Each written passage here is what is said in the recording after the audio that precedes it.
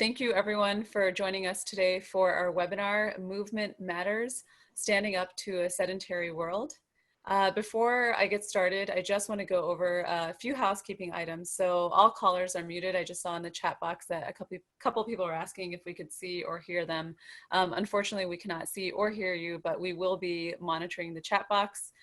So feel free to use the chat box to engage with us. You should see at the bottom of your screen a little chat icon where you can ask questions. Sorry, there's actually two. There's one for chat and then one for Q&A. So feel free to use either, and we'll be monitoring both throughout the presentation. I'll also be sending an email when the webinar is over. So Peter is going to be giving you a bunch of resources that you can use later on. So just note that the slides and the links that he references will be in the email that I send out afterwards to everyone who attended today. And then also, if you're on social media, feel free to give us a follow. We post a lot of helpful tips and tricks regarding the Anticancer Lifestyle Program. So we are on Twitter, Facebook, Instagram, and LinkedIn. So feel free to give us a follow on any of those platforms. So just a little bit about the Anticancer Lifestyle Program. So ACLP is a comprehensive online lifestyle transformation course for cancer survivors and those who seek to reduce their risk of cancer and other chronic illnesses. If you are interested in taking our course, you'll see on the next slide that the course is broken down into 5 different modules. So we have diet, fitness, change, mindset, and environment. Today we're going to be focused on fitness, and Peter is our fitness expert. If you are interested, you can go to our URL at www.anticancerlifestyle.org to sign up. We are offering the course on a donation basis, so we want to make sure that it's accessible to everybody. So contribute what you can, and you can find the course at that URL. And then if you're interested in one-on-one coaching, we do have that available as well. If you go to our website and you click on the About, you'll see at the bottom there is an ACLP approved health coaches. Peter is one of our approved health coaches. So if you're interested in more one-on-one program, feel free to visit the URL and sign up there. All right, so now I'm going to go ahead and make introductions. So my name is Seema Tucker, and I am the marketing director of the Anticancer Lifestyle. Today we have with us Peter Pace. So Peter is a recent graduate of the Nutrition and Exercise Physiology program at Columbia University. He is a certified personal trainer with the National Strength and Conditioning Association and has extensive experience training in both the collegiate and private sectors. Peter has developed a holistic approach to overall health that is unique to the individual or intended audience. His training style is grounded in a philosophy of functional movement, nutrition, and sustainable lifestyle adaptations in order to facilitate his clients' quest to live a happier and healthier life. So I'm going to go ahead and pass it off to Peter. Well, thank you, Seema. Thank you for that introduction. And it's truly a pleasure to be here with all of you today. And just to give you an idea of what my intentions are for this presentation, I hope to leave you all with some practical information that you can implement into your daily life right away. So let's go ahead and get right into it. Now, today's objectives, and in this webinar, you're going to be learning, 1, the relationship between exercise and cancer, chronic diseases, and also the relationship with COVID-19.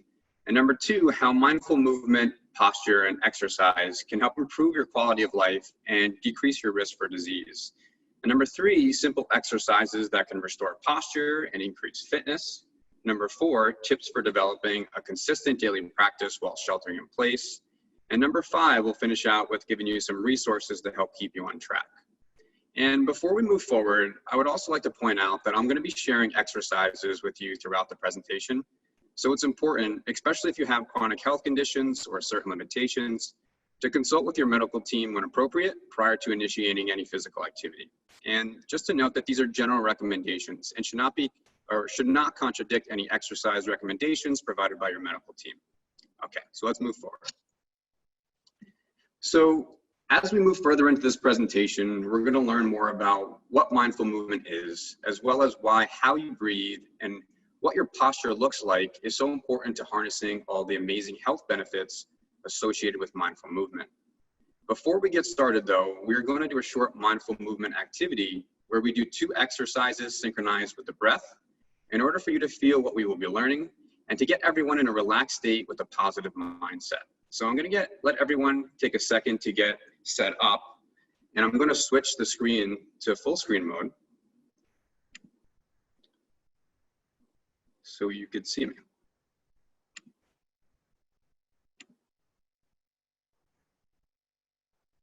Okay, and Seema, just to check in, can you see me? So I can, yes, I can see you, but it's still full screen on the slide. So if you want to stop sharing, and then Gotcha. okay. I'll stop my video. Yeah. All right, so everyone, we're just going to make sure that we have enough room to stand up. And you can just have your chair right behind you because we are going to utilize it for one of the movement patterns that we do. And the first movement that we do, I'm going to be in the standing position. Just going to sit up so we have enough room and so everybody could see me. So let's start from the ground up. Everyone, I'd like to make sure that we have 3 points of contact with the floor. Now, when I say 3 points of contact, that is your heel, your pinky toe, and your big toe, and that's on both feet. So we're making a triangle and connecting with the ground. Let's just check in, make sure that both legs are hip width apart. And from here, that both feet are pointing straight ahead. We're going to reach our hands down, and the thumbs are going to point upward. Now, as I mentioned, we're going to match up the breath with our movement. So we're going to take our first inhale. I'm just going to show you for now, and then I'll give you the cue to when we're going to actually start. On our first inhale, we raise our arms above, overhead. And then from here, we're just going to rotate our palms outward, and then exhale as we drive and push the air down. So in real time, what this looks like when we match up the breath to the movement, it's an inhale up, rotate the palms out, and exhale down. Now, I just want you to be mindful that this is to your breath and to your movement. So don't worry about how fast or how slow my breath and my movement is, just focus in on your own. Now, I'm going to cue us on the first repetition, but we're going to go for 6 repetitions total. So 1 inhale, 1 exhale equals 1. So get set up. We're going to get started in 3, 2, and 1. First inhale up, reach, rotate the palms outward, exhale on the way down. And repeat. We're going to go for 5 more deep breaths.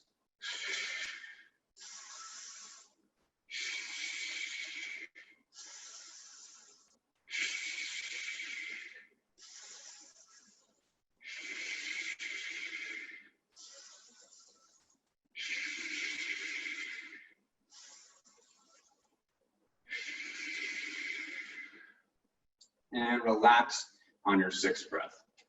Okay, so from here, we're going to go into our second exercise. Now, our second exercise, just make sure that your chair is right behind you. We're going to use it as a measure of how far we're going to go down. Now, this is called a breathing squat. And with our breathing squat, I'm sure many of you have tried a squat before. We actually want to spread the feet a little bit wider than hip width apart. And from here, let's recheck in. Make sure we have those 3 points of contact with the ground, right? The heel, the pinky toe, and the big toe. Once you have that on both feet, what we're going to do is as we go down into the squat position, we're actually going to push the air away as we exhale. So what that looks like is this. We touch the chair. As we come up, we're going to pull the air towards us on an inhale. So I'm going to show you what that looks like in real time.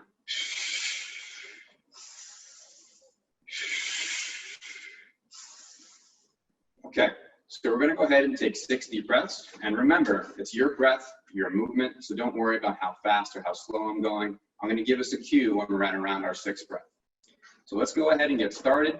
And 3, 2, and 1. Push the air away, exhale on the way down. Pull the air towards you, inhale on the way up. And continue.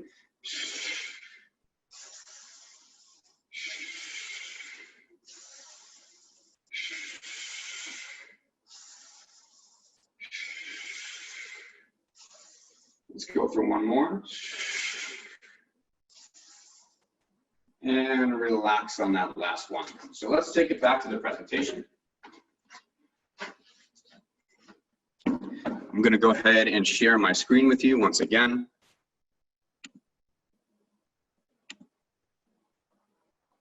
Okay.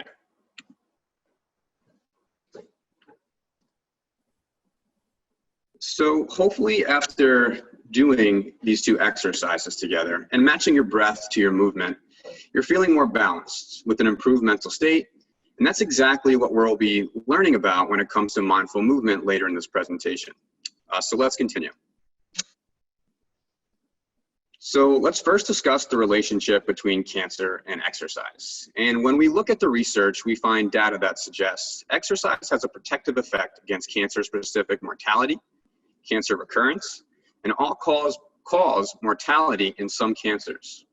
And looking at this slide from left to right, we see that patients who exercise regularly have a 21 to 35% lower risk of cancer recurrence, a 28 to 44% reduced risk of cancer-specific death, and a 25 to 48% decreased risk of death in general.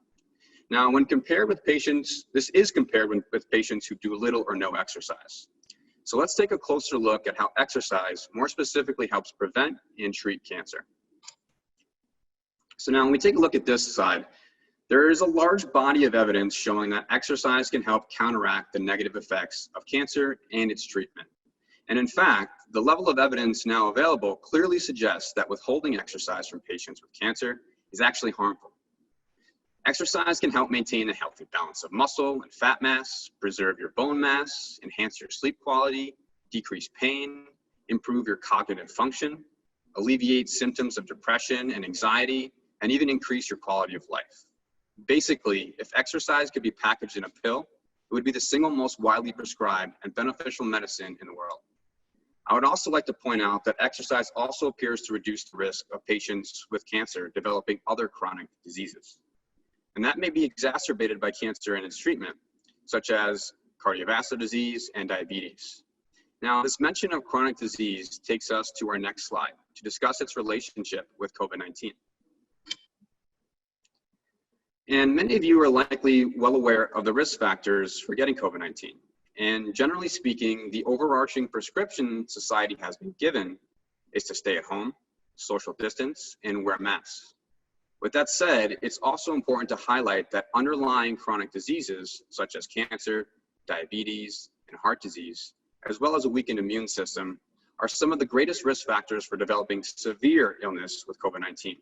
And why understanding this is so important to us here in the United States is because chronic disease itself has been a pandemic well before COVID. In the United States, 6 out of every 10 adults have a chronic disease, and 4 out of every 10 have 2 or more. It's the leading cause of death and disability, and it's one of the leading drivers of the nation's $3.5 trillion in annual healthcare costs.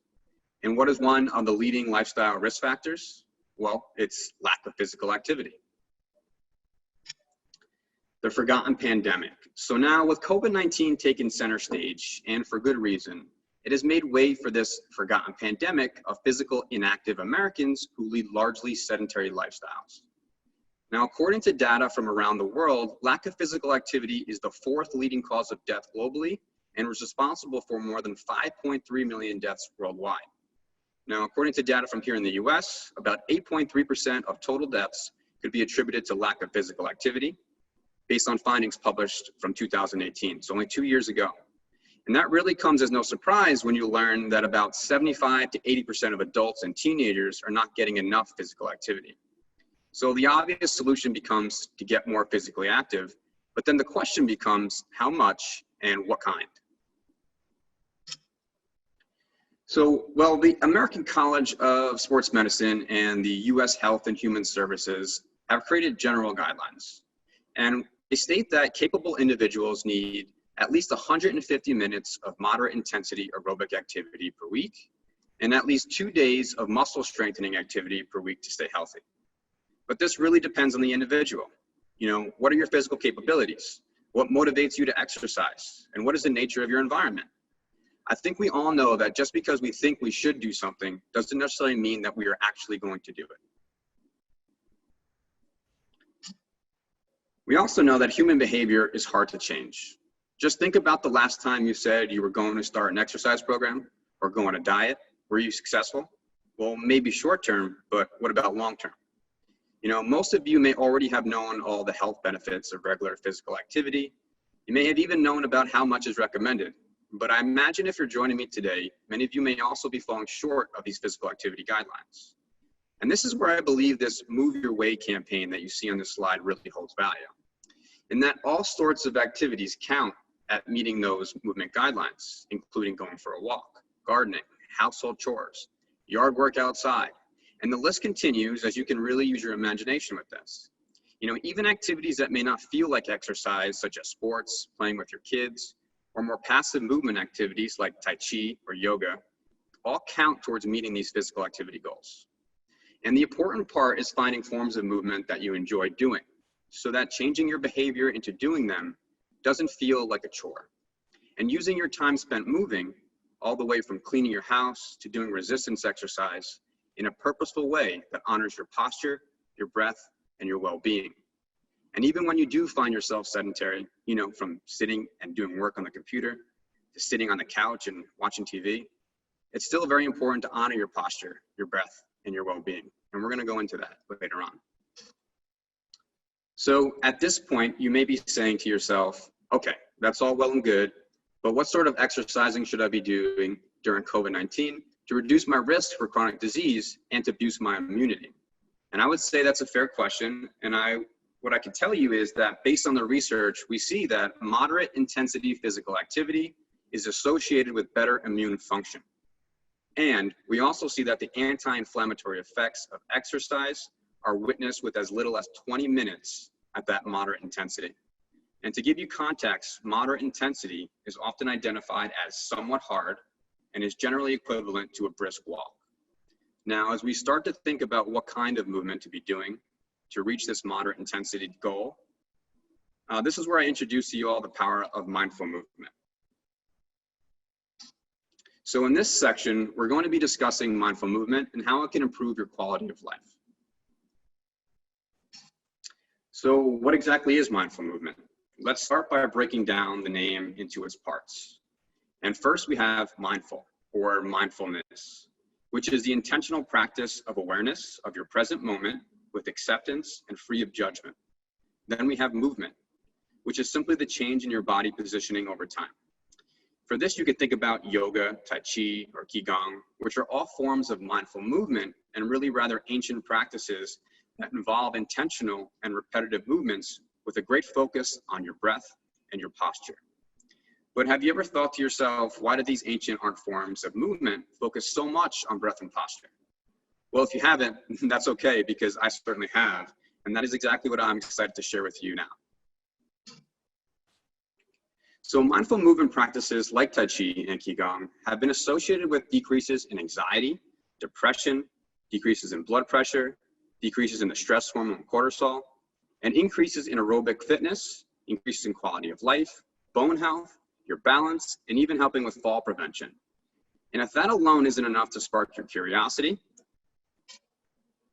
a recent study published in 2018 reported that mindfulness during movement-based behaviors produced less momentary negative effect. Okay, so what is that?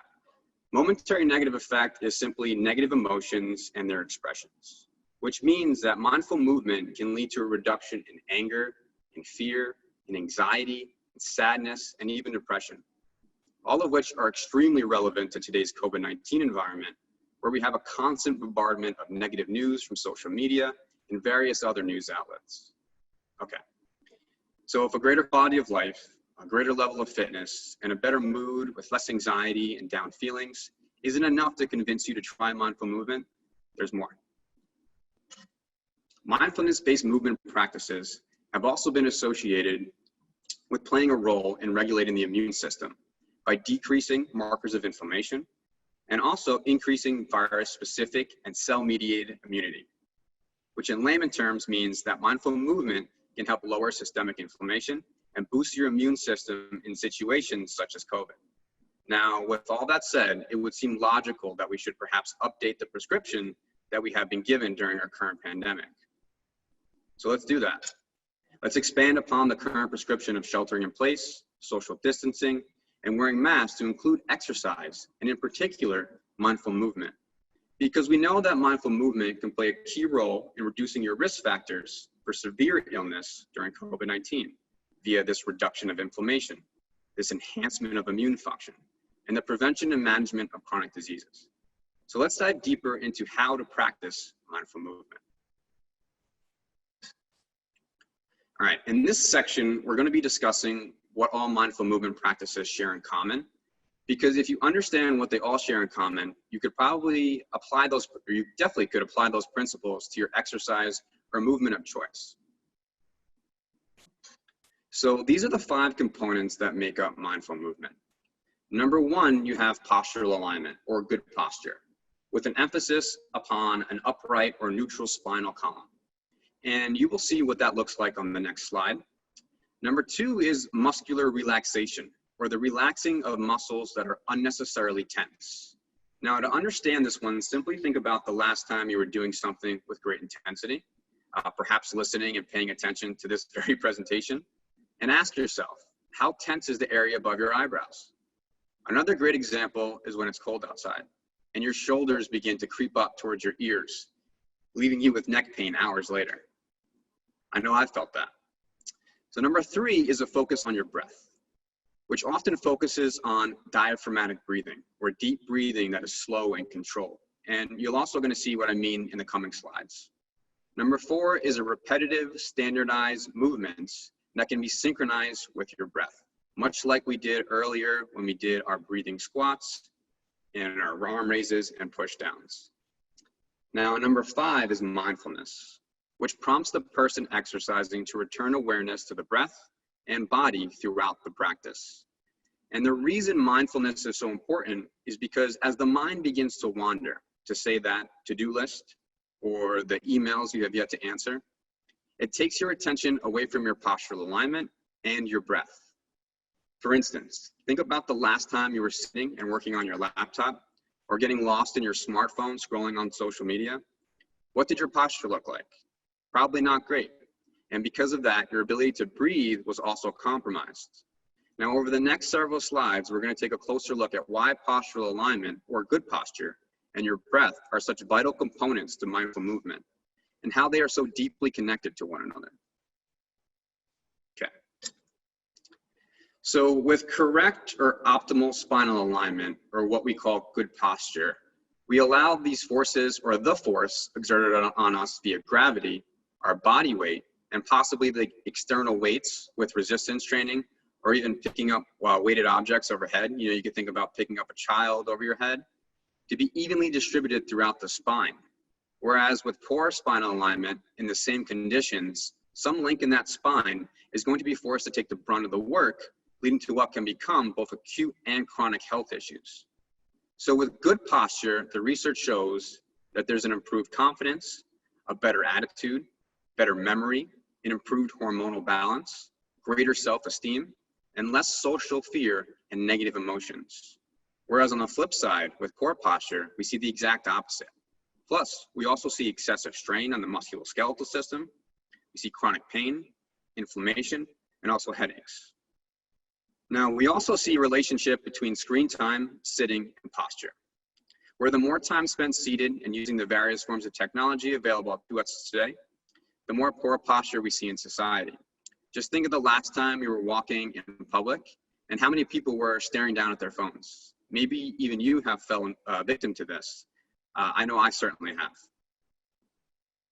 Okay, so let's explore what is going on in this relationship between your posture and your breath.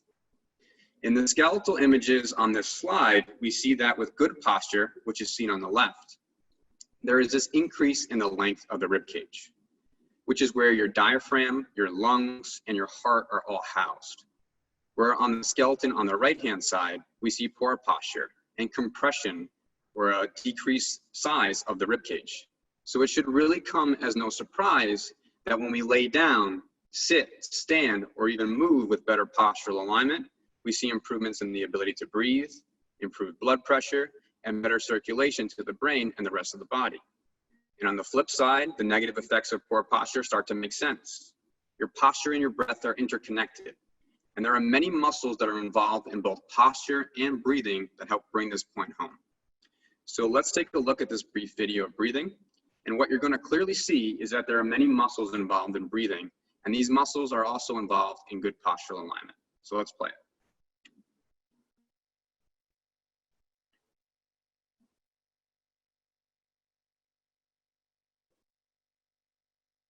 Okay, so you'll notice that the skeleton is taking deep breaths. And now just take notice of all the muscles that are associated with this deep breathing. The muscles in the front of the neck,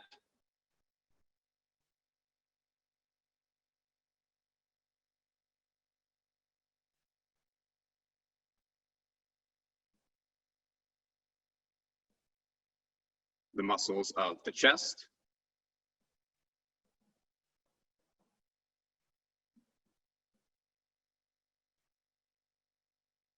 we also see the intercostal muscles, which are the muscles in between each rib cage.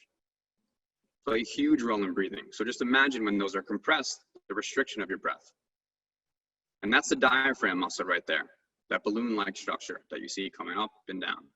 Now notice how the diaphragm allows the breath to expand in this 360-degree fashion. Right, when we're doing our breathing exercises, this is what we're looking to emulate. This 360-degree expansion of the rib cage all the way around. We also see that there's direct attachment with the muscles from the rib cage to the spine, and surrounding the spine in its total length.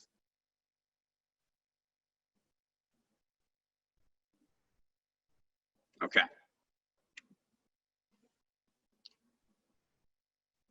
So later in this presentation, I'm going to be providing you with exercises that you can do at home, and they're going to be able to target many of the muscles that we see here in this video in order to improve your posture and your breathing.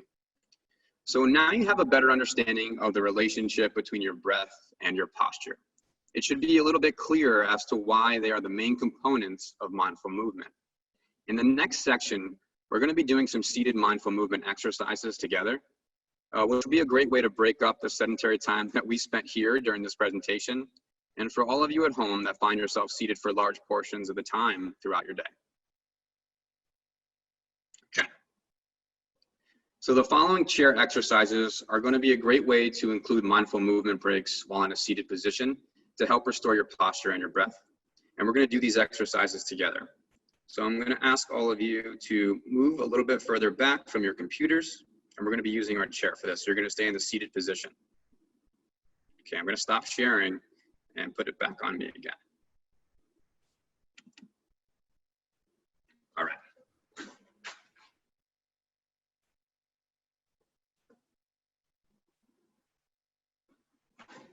All right, so when we set up for this one, you can stay close to your computer. I'm just moving further away so that you all can see me. Now, we just want to make sure that as you're seated, you have enough room to be able to spread your arms out long. You have room to go backward, enough room overhead and to your sides. So just check in. I'll give you all a second to check that out. Make sure you have enough room, 360 degrees all the way around. And the first exercise that we're going to be doing is a cat-cow. Again, you can stay in your position. I'm just flipping the chair so you can see what it looks like. Now, we're all going to scoot up to the front of our chair. And the first thing I want you to check in with is our feet and our legs. So we want a 90-degree angle with the legs. We also want to make that 3 points of contact that we talked about earlier, right? The heel, the pinky toe, and the big toe. Those are our two triangles of grounding. Once we have that, what we're going to do is place our palms down on our knees. Now, we're sitting up nice and tall in our seat, trying to emulate that skeleton structure that we saw with good posture. So the chin stays tucked, and the crown of the head, the back of the skull, remains long. Okay, from here, what we're going to be doing is some cat-cow movements. So if you've taken a yoga class, you're very familiar with the cat-cow. Now, we're going to match up the breath to the movement to make this a mindful movement practice. Now, when we do this, the first move that we're going to do is we're going to articulate or move from the pelvis or the hip bones, right? That's where we're initiating the movement from. So you can go ahead and even rock the pelvis to feel what that feels like. Now, our first movement in the cat-cow is going to be a tilt of the pelvis. And you're going to tuck your tailbone. You bring your abdomen into the spine, and all the way the chest caves in and the chin tucks in. That's our first position. And on this, we're going to take an exhale.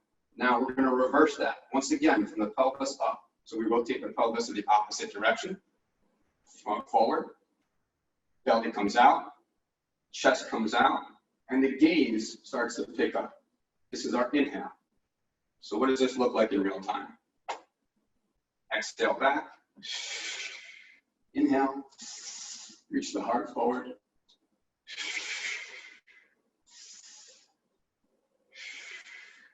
And what this is are the two extremes of how our posture can be. Here or here. All right, so what we're trying to do in this cat-cow position is find a neutral posture. So pay close attention to both extremes, and that's going to be your starting point to find a neutral spine or a neutral posture. Now, we're going to do these together. Remember, it's an exhale back, inhale, chest rises, chin comes up. Let's begin in 3, 2, and 1. We have 6 deep breaths together. Inhale, open. Exhale, close. Inhale, open. Exhale, close. 4 more, your breath, your movement.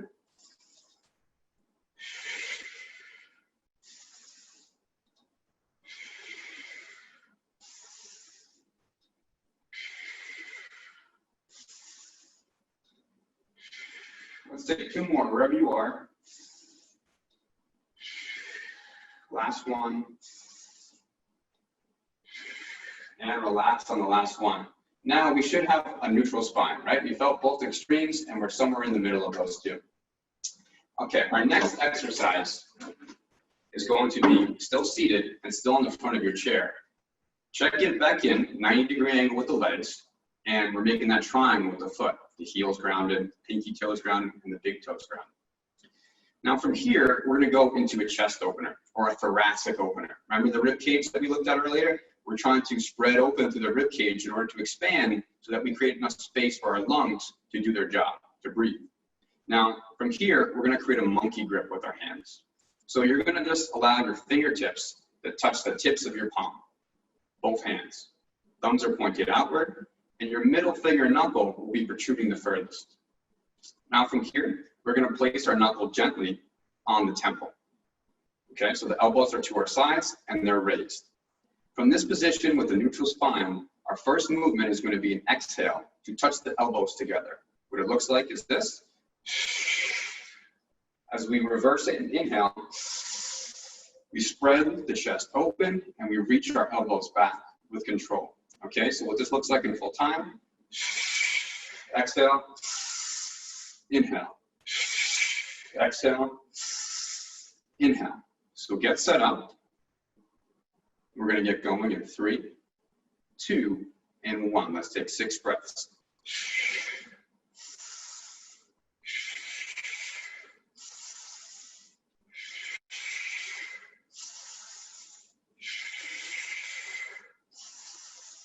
Let's take 2 more wherever you are.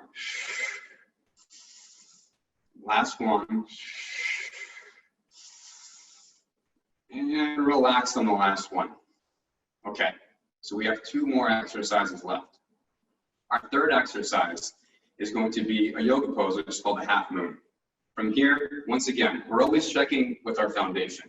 Are our feet planted? Are our legs at a 90-degree angle? Yes. All right. So now what we're going to do is go into our half moon pose. Both arms are going to go long to each of your sides. Thumbs are pointed up. Now pay close attention because there's a rotation that goes on with the hand in this exercise. So as we reach up, we rotate the palm outward and we reach for the ceiling on our inhale. Our gaze will follow our hand. As we exhale, we drive that arm back down and we repeat on the other side. So we raise the arm, rotate the palm outward, our gaze follows the hand, and we reach for the length on our inhale, exhale down. So I'm going to show you what that looks like in real time.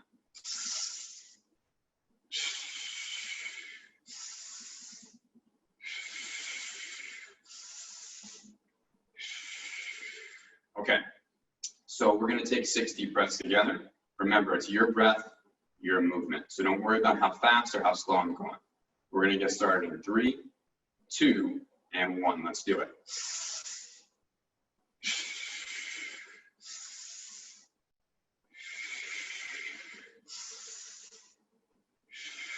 Really reach for that ceiling.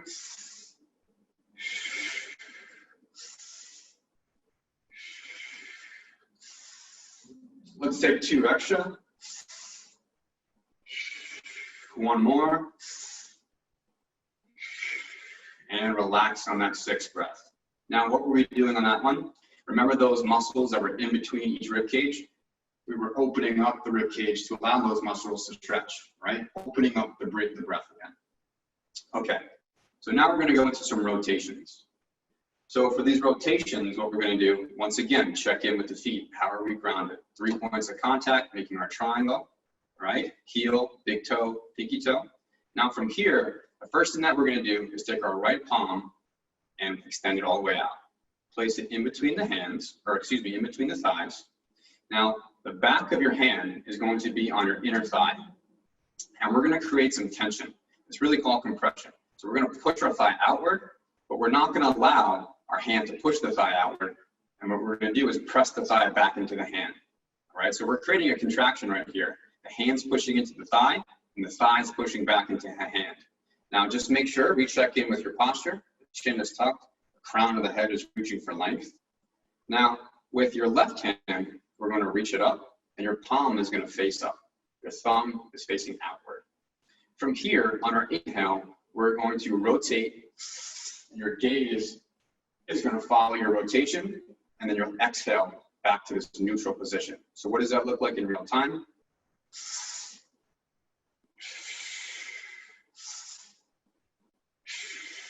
Okay, so we're going to take 6 deep breaths on both sides. Remember, it's an inhale, open, exhale, close, all while maintaining this pressure here with the hand and the thigh. So get ready. We're going to go live in 3, 2, and 1. Let's begin. Inhale, open. Exhale, close.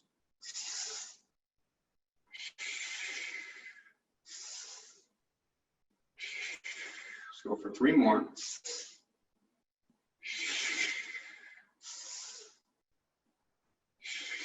Last one, wherever you are. Okay, relax that side. Shake out the arms. We're going to do the same thing and even out to the other side. So left hand reaches in between the thighs. From here, the back of the hand is going to press on the inner thigh. The inner thigh is going to press back into the hand. We lift our right hand up. The palm is facing up and the thumb is outward. Once again, we take our inhale to reach back. We exhale as we close it back off. All right, so let's begin in 3, 2, and 1.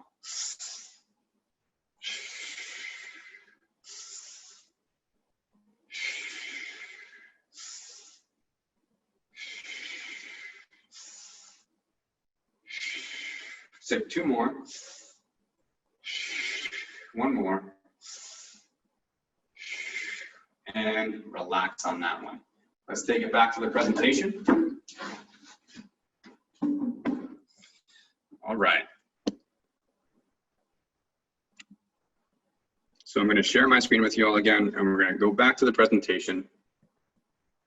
And now I'm just going to briefly review the exercises that we just did. And I just want to remind you that this presentation will be made available to you afterwards, so you can always come back to reference it. Okay. So as we move forward, the first exercise that we did was the seated cat-cow. Now, I'm not going to go through all the steps just because, well, you'll have this available to you, so you could try it back out when you're at home and on your own time. So just to remind you of why we're doing this exercise is especially important to find that spinal neutral. Okay, exercise number 2. This was the seated chest opener. We did this exercise to open up through the rib cage and expand so that the lungs can fully express what they do with breath. In exercise 3, we did the seated half moon stretch, right? And that was to stretch out those muscles in the rib, in between each rib, right? And so this one was an inhale as you raise your arm up, exhale as you bring it back down, matching the breath to your movement. And always remember, when you're doing these exercises, your breath leads the way. Okay, in exercise 4, we did our seated rotations, right? We created that internal pressure with the hand reaching into the thigh and the thigh driving back into the hand. What that does is it really allows you to open up into the stretch, to increase your range of motion. Okay, so as we move forward, we are now going to go into some tips for developing a daily practice. So when you're developing your daily movement practice, my number one tip for you is to do a quick body scan. You know, a short body scan is a great way to begin tuning into your body's physical and emotional state. It takes less than a minute, and it can even be done first thing in the morning when you're lying in bed. You could start off at the top of your head, and if you've ever done meditation, it's much like this, and focusing on each of your body parts as you move down the line. So, how is your head feeling? How is your neck feeling? How are your shoulders feeling? How are your arms feeling? How are your chest feeling? And so on and so on. And as you make your way slowly down your body, you're just recognizing. And what this will do is help you figure out how your body is feeling that day, and whether it's a little tight, maybe a little sore, stressed and wound up, or loose and energized. Now, number 2 is avoiding a rigid structure and this all or nothing thinking. Because when you try to keep a strict exercise routine, it could mean that if it doesn't happen, you end up feeling guilty, which can cause more stress and lower motivation to exercise the next time. So instead, ask yourself, do I feel like doing any exercise or movement today? And if the answer is yes, what would feel good today? Perhaps some mindful movement exercises. Listening to your body is important here. And number 3, choosing a form of movement or exercise that you actually enjoy. You know, there's no reason to do an exercise that you don't like. If you find yourself dreading your workout, it's a sign that you're probably not engaging in forms of movement that makes you or your body happy. So trying to figure out what brings you the most joy and what feels the best for your body is really important. And if you can't think of any types of movement that you like doing, then it's time for some exploration and some trial and error. And you can look into different classes, whether it's yoga, Pilates, kickboxing. I mean, you can really get creative. There's tons of classes out there. And, you know, I know COVID-19 is keeping us indoors, but there's a lot of stuff available online with streaming workouts that are both paid and free. And I'm going to give you some resources at the end here. So if you have been missing the sun and the outdoors and you have the opportunity to get outside, you could also try hiking, biking, or walking while maintaining social distance in a safe way, of course. Okay. Number 4 is paying attention to how the movement makes you feel. Often check in with yourself after you finish exercising. How did your body feel? Did your workout or your movement that day leave you feeling energized? Do you feel stronger and have less pain? Now, focusing on the internal, intrinsic benefits that you notice, because that's what's most important. What it feels like on the inside. Number 5 is thinking about your why. Listening for that voice that pops up in your head when you think about exercise or movement. Are you exercising because you think you should or you have to? Or because you want to lose weight or because you want to burn calories? Notice when those shoulds pop up and get curious about them. Then focus on finding a reason to move your body that has nothing to do with these external things like weight loss and calories. And this could be for the way it makes you feel. Right? Focusing in on the intrinsic values of exercise for the physical health, the mental benefits, or maybe it's just because you know it's going to help you get a good night's sleep. Reframing exercise as something that you are doing and have the opportunity to do to take care of your body rather than punishing it and because you have to do it. All right. So in developing a daily practice, I have these 6 little tips here. Number 1 is experiment. I kind of touched upon this, but we are all unique. So experimenting to find which exercises and breath coordination feels right for you. Number 2 is planning, setting aside a specific time in your schedule to exercise and putting it in your planner. Number 3, stagger it. Your movement or exercise doesn't have to be all at once. Staggering shorter sessions throughout your day to make it more achievable and to break up the monotony of your day could be a great value added. Number 4 is starting small. Habits are difficult to form. So starting small will allow you to avoid the burnout and the letdown of creating too lofty of expectations. Number 5 is creating some of these non-negotiables. For example, setting aside 5 to 10 minutes every morning upon waking, and perhaps every night as well before bed.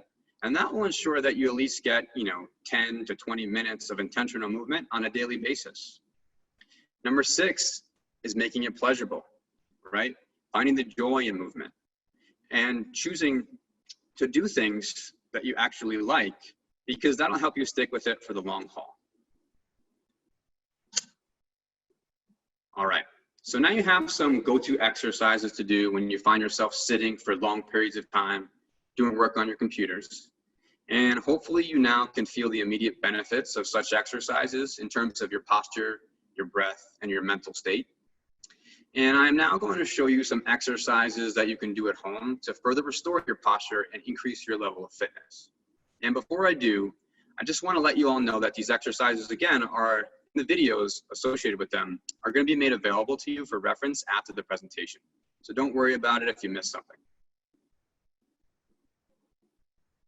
Okay, so I'm not going to play these videos, but I just wanted to show you the exercises that are going to be provided to you.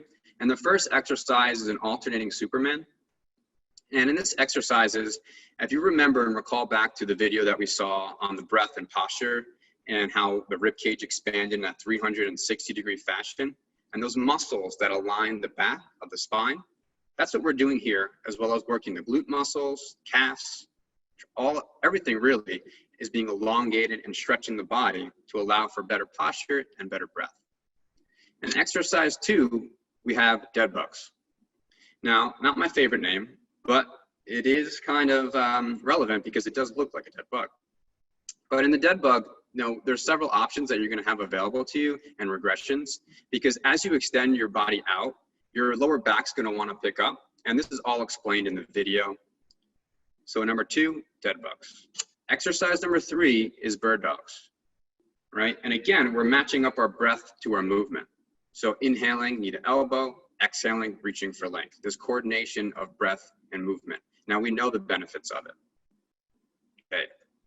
Exercise 4 is a little bit more complex, but keep in mind when you take a look at this video later on and try it out for yourself, within the video, there's several options. So the split squat rotation is the more difficult and challenging one of it. And then it regresses to a kneeling version, which is what you see here in this slide. And you just stay in the kneeling version. And then you also add in to work your way up to the split squat rotation is a breathing squat, much like we performed when we started out this presentation. So you could just keep that in mind. All right, so finishing up and wrapping things up, we have resources to help keep you on track. And the first resource that we have is the Anticancer Fitness Toolkit, and the link is right here provided for you. And I think Seema is going to be providing the links in the chat box as well. Second is Anticancer Fitness videos. There's tons of videos that are available for you, and I really hope that you get a chance to check them out because they are very helpful. And the third one is the Anticancer Fitness tip sheets, which is also the link is provided, and also Anticancer Fitness worksheets to help keep you on track.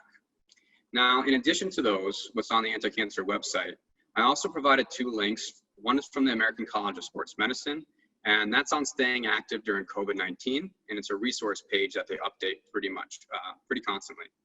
The last one is from the Health and Human Services for the United States government, and that's staying active while social distancing, and that's a resource page and a link for that one. All right, so we're going to open it up to some Q&A. I'm sure a lot of questions are brewing. All right, thank you, Peter. Yes, we have a few questions that came in while you were talking. So the first question that we have here is from Deb. So is there a heart rate target range for moderate intensity?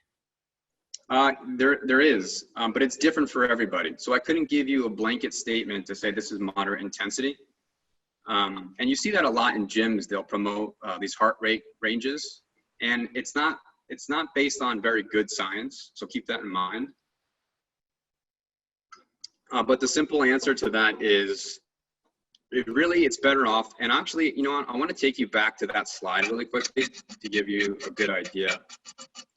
Because it's really simple. You don't really need these heart ranges. I know that technology today is really intriguing and having like your smartwatch or smartphone telling you where you are. It feels good, but listening to your body is really what this presentation is all about, because your body gives you tons of signals, and that's what we're trying to tune back into.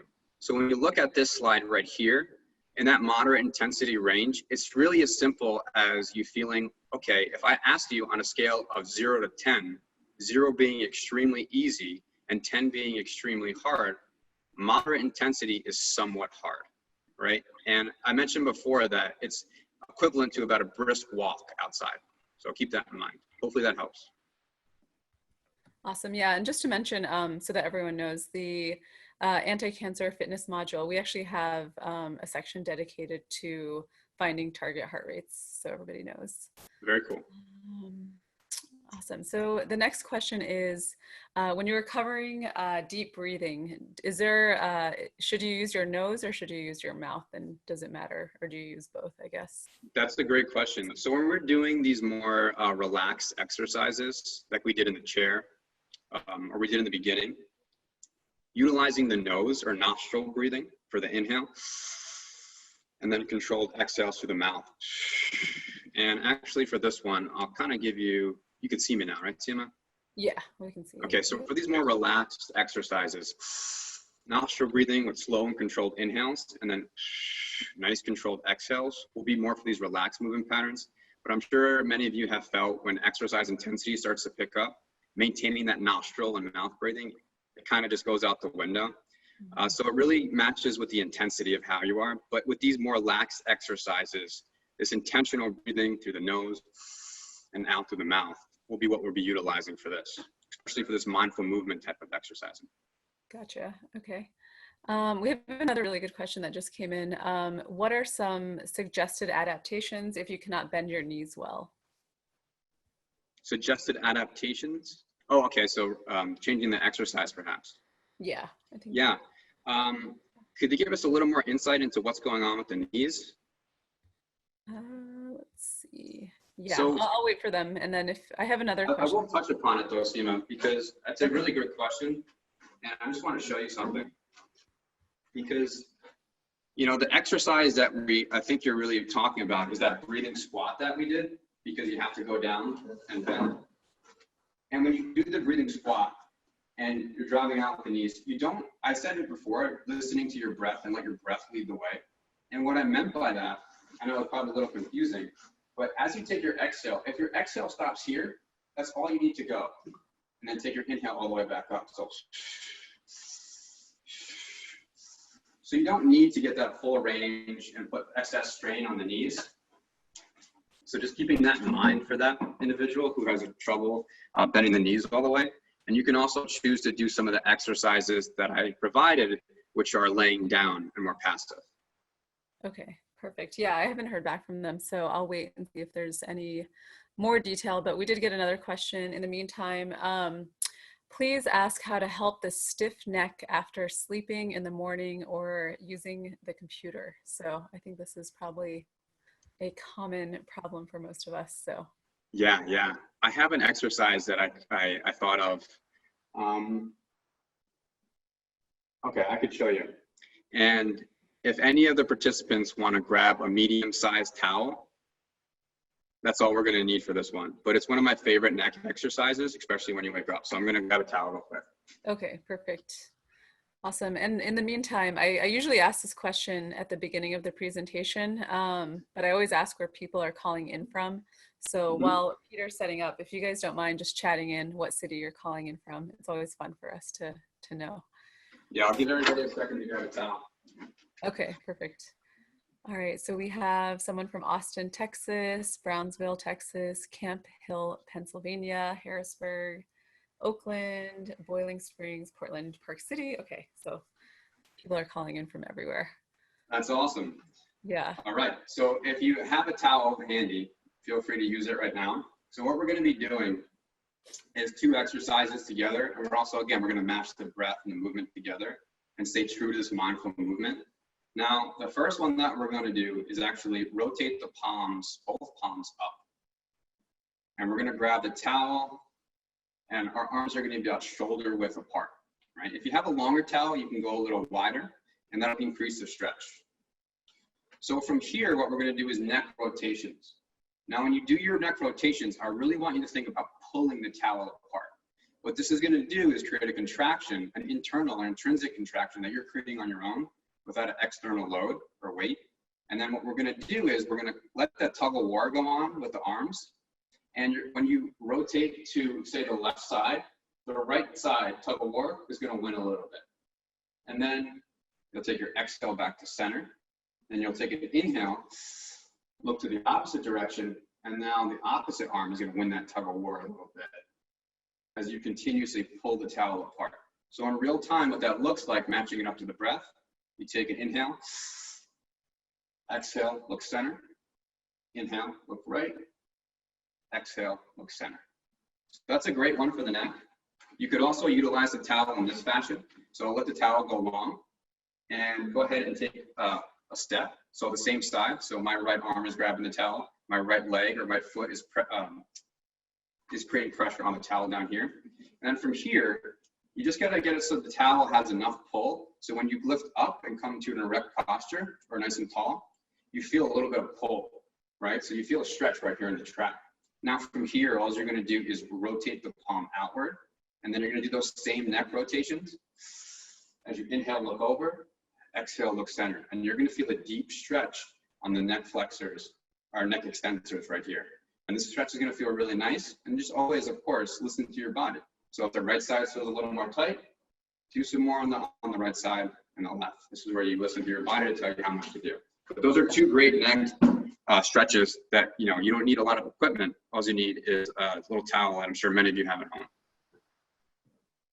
Awesome. All right. So I think we're getting close to time. If you don't mind popping the slides back in Sure. the main screen, and I'll go ahead and close out here. Thank you. That was really helpful, Peter. If you guys don't mind just chatting in, if you guys learned something new today, feel free to just put it in the chat box, or if you have any feedback for us, that's always really helpful for us to know. And then I think we'll move to the end of the slides where I will show you where you can find all of these resources. So 1 second, Seema. Yeah, no worries. Okay. Awesome. Thank you. Perfect. Okay, so if you guys are interested, we have a lot more information in the fitness module of the Anti-Cancer Lifestyle Program. Again, please visit www.anticancerlifestyle.org to sign up for our course. Again, it is available on a donation basis. On the next slide, you'll just see, I believe it's just our URL. And I just want to say thank you to Peter again for this really informative webinar. I think everyone here is very in need of this after being in shelter in place for the last few months. So I know what I will now be doing while watching Netflix. Hopefully everyone else will be doing the same. So thank you again, and thank you to our attendees for joining us today. Thank you, everyone.